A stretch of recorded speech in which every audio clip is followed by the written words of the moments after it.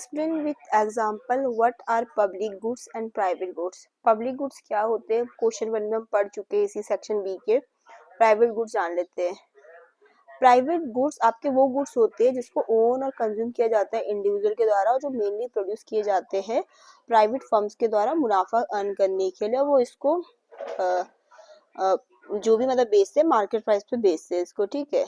जैसे food items, कपड़े, car, घर, मोबाइल फोन्स, ठीक है।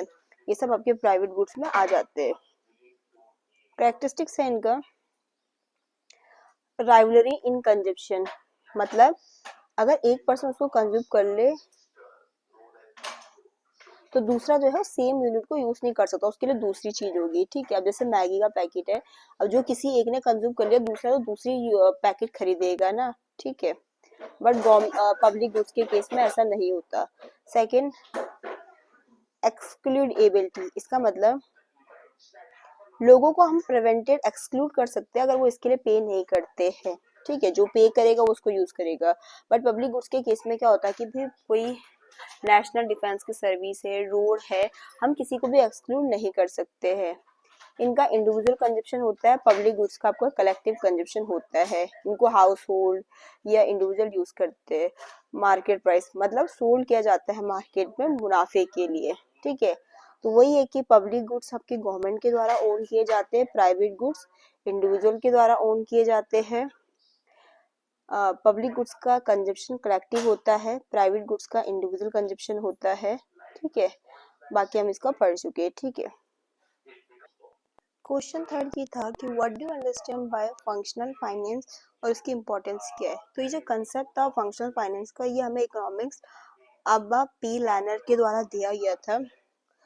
फंक्शनल फाइनेंस मतलब होता है कि जो गवर्नमेंट की फाइनेंशियल पॉलिसी होती है, ब्रैकेट में आप लिख भी सकते हो कौन कौन सी होती है, like taxation, public expenditure, boring, ठीक है। यहाँ पे ब्रैकेट बना के उसमें लिख सकते हो टैक्सेशन, पब्लिक एक्सपेंडिचर, बोरिंग। उनको ऐसे यूज करना चाहिए ताकि वो इकोनॉमिक ऑब्जेक्टिव्स को अचीव करे। क्या क्या हो सकते हैं, full employment, price stability, economic growth, rather than focusing on balancing the budget, ठीक है। तो फंक्शनल फाइनेंस में गवर्नमेंट की फाइनेंशियल पॉलिसी जिनको ऐसे यूज किया जाता है ताकि वो इकोनॉमिक ऑब्जेक्टिव अचीव करे, रेदर देन कि जस्ट आपका बैलेंसिंग करे बजट को।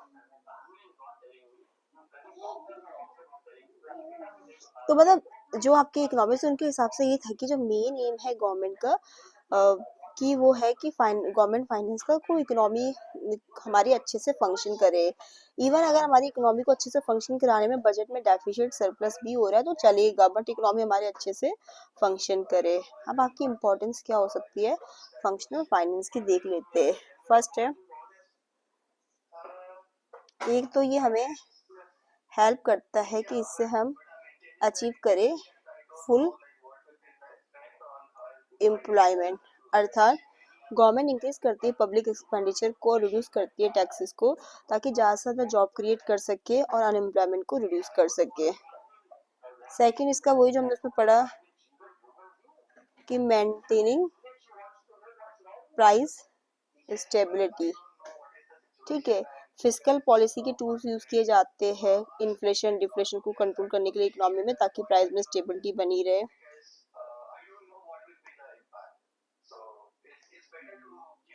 प्रमोटिंग इकोनॉमिक ग्रोथ, तो इसमें ये गवर्नमेंट खर्चा करती है इंफ्रास्ट्रक्चर पे, शिक्षा पे, हेल्थ पे, ताकि लॉन्ग टर्म इकोनॉमिक डेवलपमेंट हो सके, ठीक है। फिर इसमें कि आपका बेटर यूज हो हमारे जो रिसोर्सेस है। तो फंक्शनल फाइनेंस हेल्प करती है कि जो एफिशिएंट एलोकेशन और यूटिलाइजेशन हो रिसोर्सेज का, इकोनॉमी में वेस्टेज ना हो, ठीक है। और जो ये आपके इकोनॉमिक फ्लक्चुएशन होते हैं उसको क्या करना, रिड्यूस करना,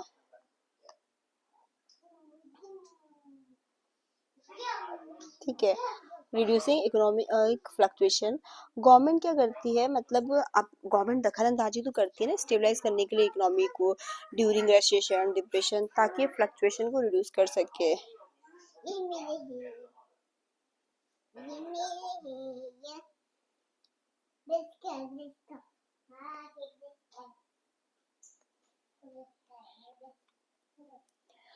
पब्लिक स्पेंडिंग को इंक्रीज करके वेलफेयर प्रोग्राम में, स्कीम में गवर्नमेंट लोगों के स्टैंडर्ड ऑफ लिविंग को इम्प्रूव कर सकती है, सोशल वेलफेयर में हेल्प कर सकती है।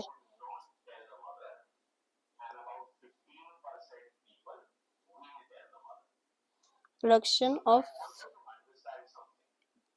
इनकम इनइक्वालिटी, तो इसमें यही है कि गवर्नमेंट टैक्सेशन पब्लिक एक्सपेंडिचर का यूज करती है की पॉलिसी का, ताकि वो रिच और पुअर के बीच के गैप को रिड्यूस कर सके। ठीक है, जैसे गरीबों को सब्सिडीज देना, सोशल सिक्योरिटी, वेलफेयर प्रोग्राम, ताकि इनकम इनइक्वालिटीज को रिड्यूस कर सके।